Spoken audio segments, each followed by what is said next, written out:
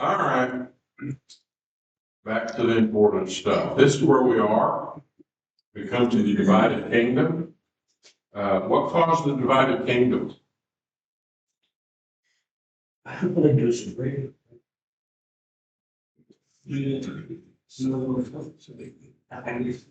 I just went through it, just went over the questions. Didn't talk about that. What caused the divided kingdom was Solomon's death. And Solomon's son was going to go in, but the northern kingdom, the people in the north didn't want Solomon's son. So they appointed another king, and so the kingdom of Israel split into two halves, north and south. The northern kingdom was called what? Israel. Southern kingdom was called Judah. Okay? So this is where we have, this happened 931 to 586. So what happened in 586 that brought that division to an end? It's up there, guys. If you can read it, it's in light. 586 Babylonian and captivity. 586. Yeah, the Babylonian captivity came in, took the whole nation in captivity in 586. And in 532, 531, something like that, they returned to Israel as one nation. Okay. All right.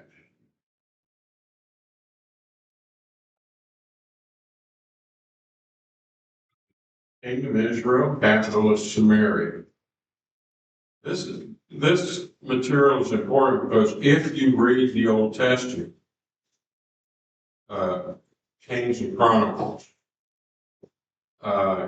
it's going to talk about this division, and it's going to assume the people that it's been written to know this history. So it's going to assume that you know it. So if you're reading along, it talks about the kingdom of Israel. It's not talking about the whole nation of Israel. It's talking about the So northern flags kingdom. like used in like the Sumerians. I forgot it, but what? Right. Now what happens, we'll discuss this in this lesson. What happens is Assyria, during this period of time, the kingdom of Assyria comes to power, and they decide they're going to invade this part of the world.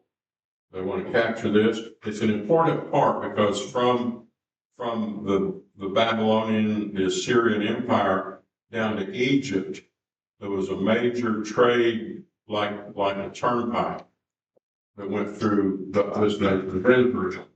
It's like a turnpike that went through here. I call it a turnpike because they collected tolls. Where is Syria at on there? Syria, here's Syria. It says Syria right here. Okay. Syria is a little farther up. Is that like modern day Turkey? Modern day Turkey, over into where the Euphrates River and that area is. That's Assyria. Assyria then is defeated by the Babylonians.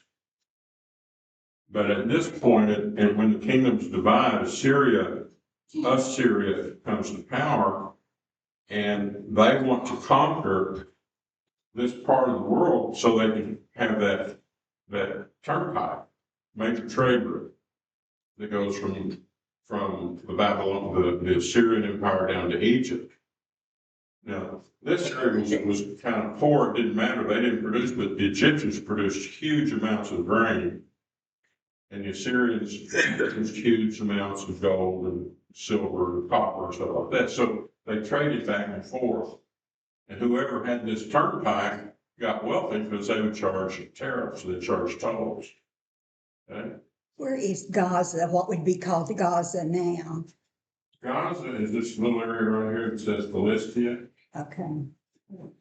Isn't it amazing that all these years, they still hate each other. I mean, it hasn't changed. I mean, it's just been back and forth, but it's been that way since the beginning of time, or since it split up. Well, yeah, and part of it, I hate to blame God for this, but he says it. Israel rejected the King Jesus. And so, and Jesus says in Matthew 24, because they rejected him, God's going to bring the Romans in and destroy Jerusalem. And ever since that time, as long as Israel has rejected the King Jesus, they've been the scourge of the earth. They've been defeated over and over and over and over again. Okay? And I believe that's by design. That's my opinion. Okay, so here it is. We looked at this last week. Solomon's son Rehoboam becomes king. The revolt of the northern kingdom away from that, they named Jeroboam their king of the north. He didn't want his people going down to Jerusalem to worship because he was afraid that that would pull his people away from him and make them devoted to Jerusalem and the king Rehoboam. So he created two sites of worship in the north and put golden calves and bulls up for them to go and worship at. And then you've got a record of a long line of kings in Israel and Judah. And both kingdoms eventually turned to Baal worship. Now, what happens is the Assyrians wanted this territory. They come in and invade it, and they take the northern kingdom and take them into captivity into Assyria. And basically, the northern kingdom is lost at that point. Now, there were survivors, but the northern kingdom is just totally goes out of the picture at that point. God was going to give them also Judea, southern kingdom. And so when they went down there to invade Jerusalem, Hezekiah was king, and he was a faithful king, and he turned to God and repented and brought the whole southern kingdom back to God. And so because of that, God stopped the Assyrians, and they had surrounded Jerusalem. They sent a letter into Hezekiah saying, we're going to destroy you. You might as well give up, and not even your God can save you. And so it says in the text that Hezekiah takes that letter into the temple and holds it up and says, look what they said about you. But not even you can save us. So God sends an angel that night into the Assyrian camp, and one angel killed 185,000 Assyrian warriors. Probably a plague, but that's how God works. And so they packed up and went home. And the southern kingdom lasts for a little over another 100 years. But they eventually turned to Baal worship, just like the northern kingdom has. The southern kingdom eventually turns to Baal worship, and so God allows the Babylonians to come in and destroy them and take them into captivity. Okay? Everybody have that little bit of history down? So here's a list of the kings. These are the southern kings, the kings of Judah. You see, they had good ones and bad ones, but most of them were bad kings. What that means, bad kings, is they did not believe in Yahweh. They didn't worship Yahweh, and they permitted worship of idols. You notice the last few over here from Manasseh. He was bad, and then he went to good. But then Amon and all the last 6 kings there are all, well, Josiah was good, but they were bad. And so that's what brought the destruction of, I know you believe this, but maybe you didn't know why you believe it. the history of Israel in the southern and northern kingdom of Israel and Judah, God would judge a nation based on the leadership. The people, not all the people were bad, but because the king was bad and was leading the people into bad things, even though not all the people were bad, God would destroy the nation. And that's what concerns me about America. And whenever we would have a president, people say, well, you're a pro-Trumper. No, I'm not. I'm a pro-morality.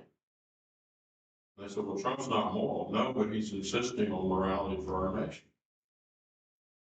That's the only thing that matters. If a ruler calls the nation to come back to morality, then we have a chance to survive. Otherwise, history says God will allow this nation to be destroyed, and any nation that becomes immoral. Okay? And then you've got the northern kingdom, and you can see they're all bad. Wonder why they fell first. Yeah. Yeah, and they were bad because of idol worship. They worshiped Baals and Ashtaroth, and these gods were immoral, and they led to immorality amongst the people. We'll talk a little bit more about that later. So during this time, the prophet Elijah and Elisha, between 870 and 800 BC, warned of God's judgment. Though Elijah and Elisha faced fierce opposition and put their lives at risk for rebuking evil leaders, God's power was with them. Many of the kings tried to kill them, they couldn't kill them. You probably remember the story about Elisha and his servant. They're in the village or the town of Dothan, and the northern king sends his army in there and said, well, we're just gonna, or actually it was the Syrian king said, we're gonna go in and destroy them. And they surrounded the city, and Elisha's servant wakes up and says, he sees the army out there and they're out to get Elisha. And Elisha said, don't worry about it. Those who are with us are more than those who are with him. And he asked God to open the servant's eyes so he'd see, and he opened his eyes, and the hills were full of chariots of fire, which were angelic armies. During this era, the Assyrian Empire began to expand its reach. Assyria was known for its ruthless military. This is an actual depiction off of the walls of the Assyrian Empire. And their thing was they would take their enemies and decapitate them, cut their heads off, and build huge mounds of heads, of these heads. Then they would take the citizens, just average people, and they would impale them. And that's terrible, but what that means is they'd take a big post with a sharp end and they'd stick it up their rump, and then plant it so they're up, extended up on this post. That's impaling. And they would do that to them. They were terrible, scary people, man. Be bad enough getting defeated, but to know that they're going to do away with you in such an evil way. This is the Assyrian Empire, the little red area up there. You see this covers. You'd asked earlier, here's Nineveh, Asher, Sumer, Haran. Haran is where Abraham and his family went from Babel down here, or Sumer, went to Haran and then down. But they ruled all this area on down into Egypt.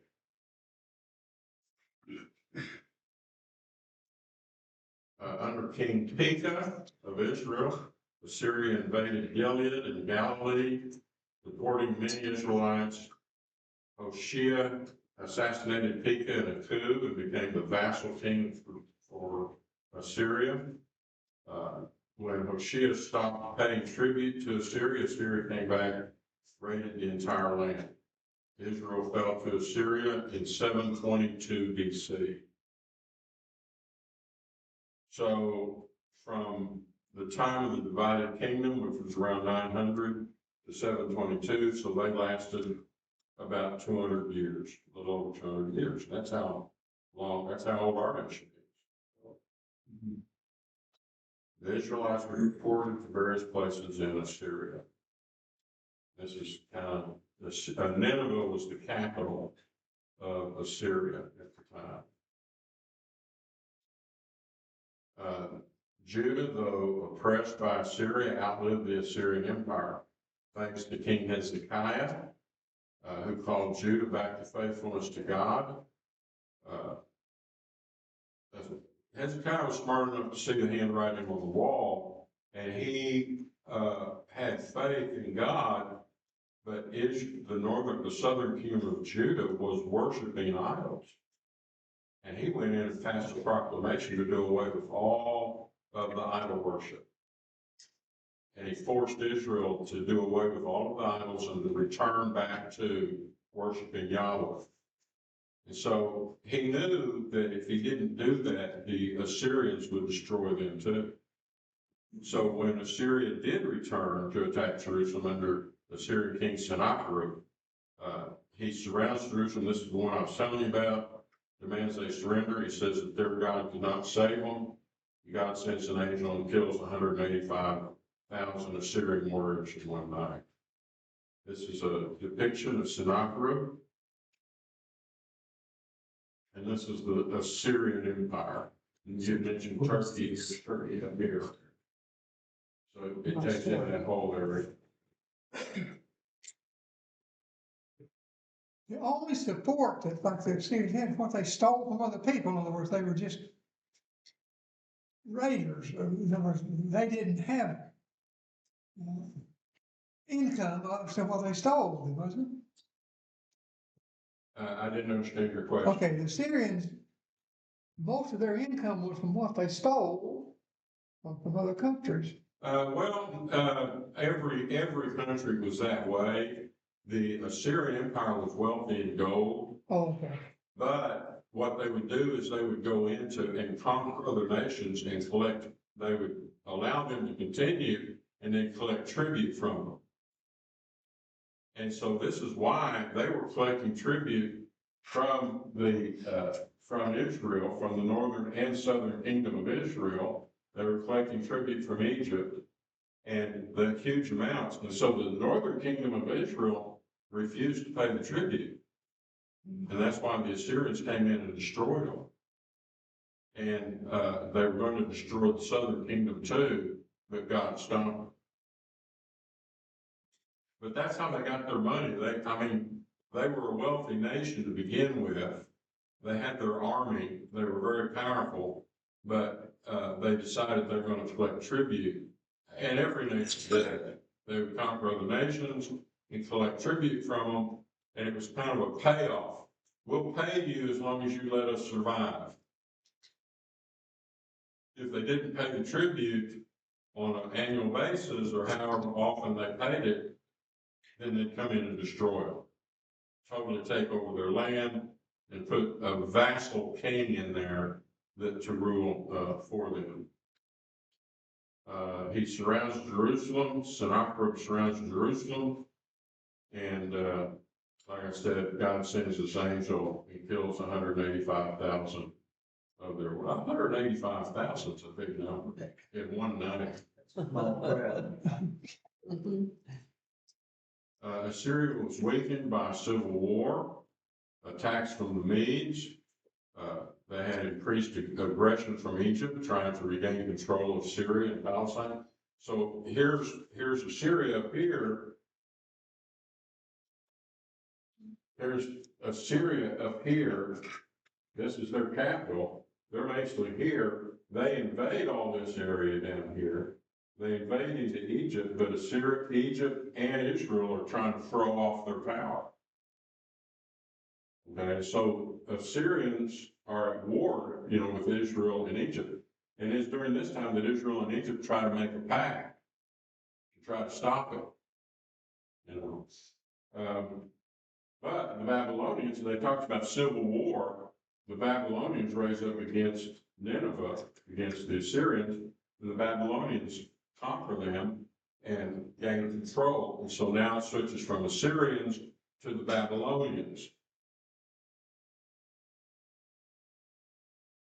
So you had this increased aggression from Egypt trying to regain control of Syria and Palestine. Again, the reason Palestine was an issue was what? The toll road.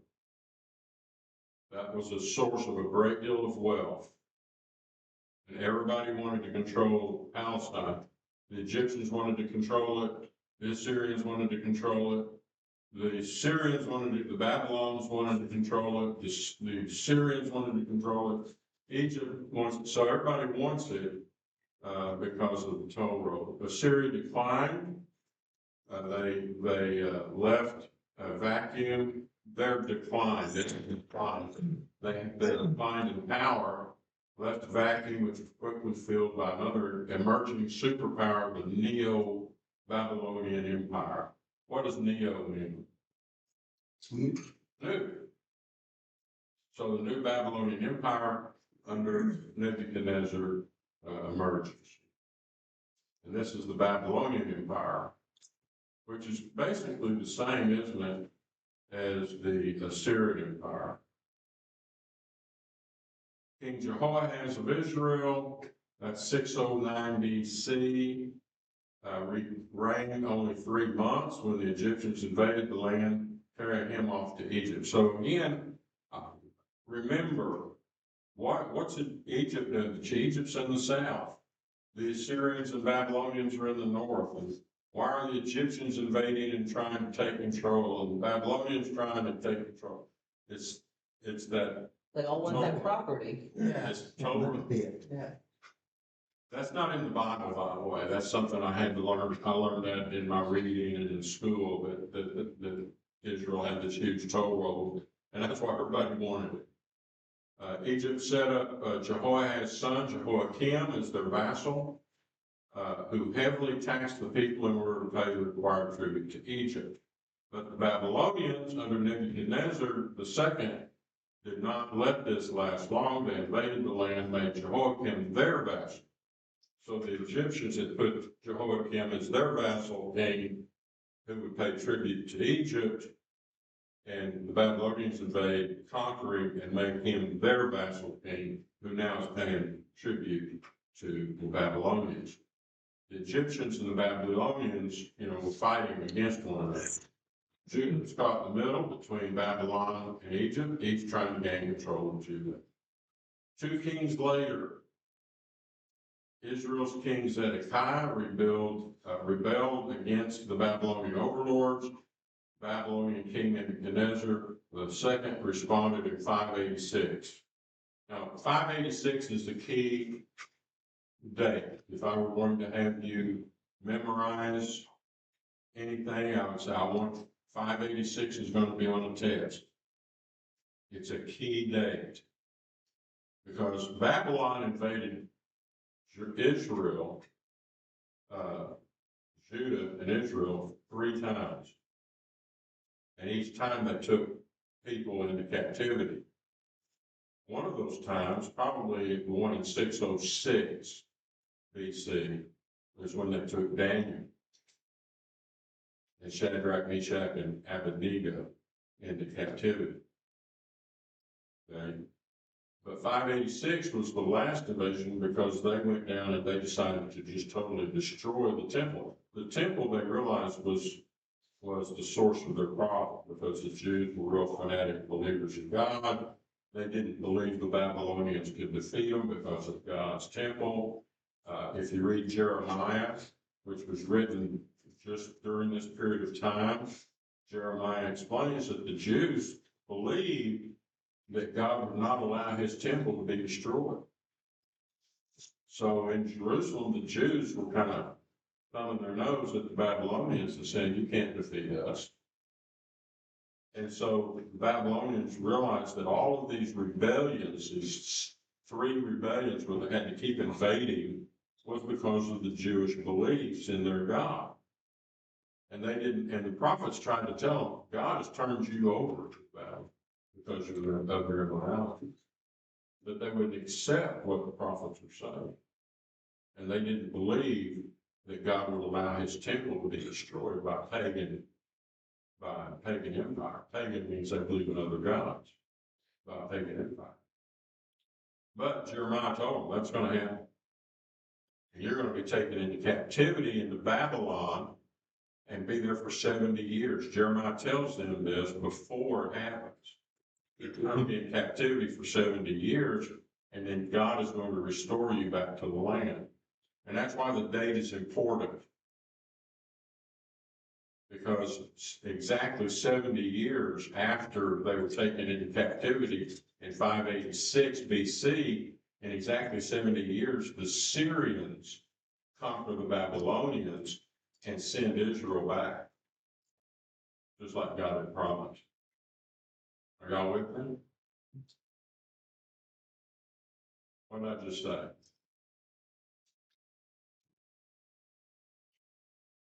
Just tell me in your words. It's important to remember 586. It's important to remember 586.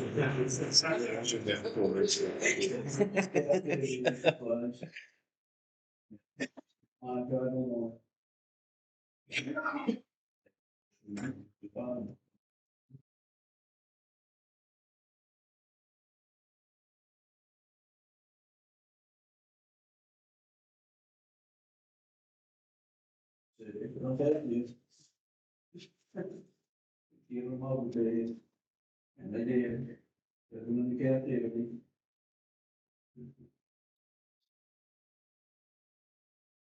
They're there for a little while, it's like God said, and they sit back up. Yeah, so 70 years from 586 is what?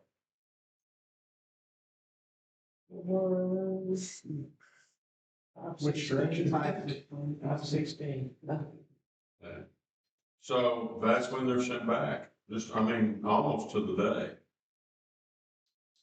And so, God had promised that that would happen. And so God is restoring Israel back to, why does he do that?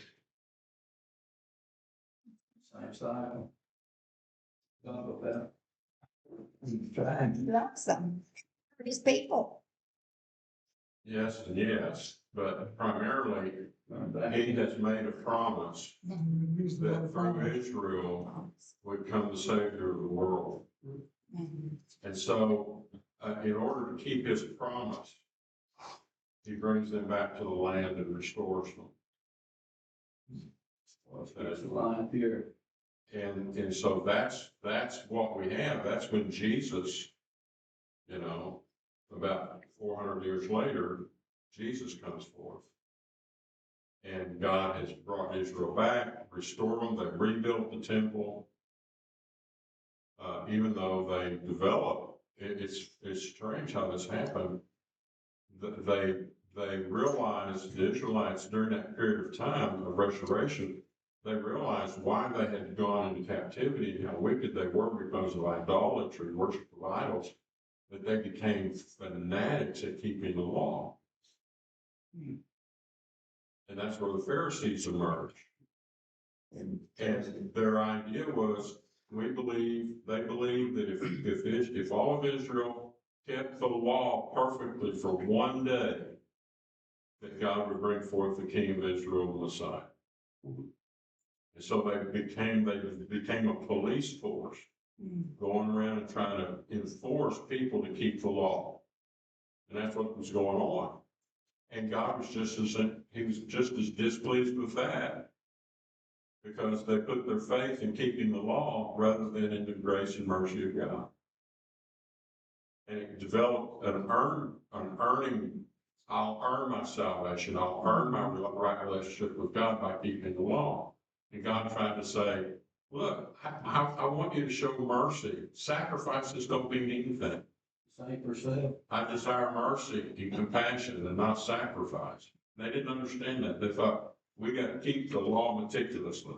So in order to understand what we find in the New Testament when it comes along, we've got to understand this, how it developed, what was going on that made that happen, and go home. It's out of time.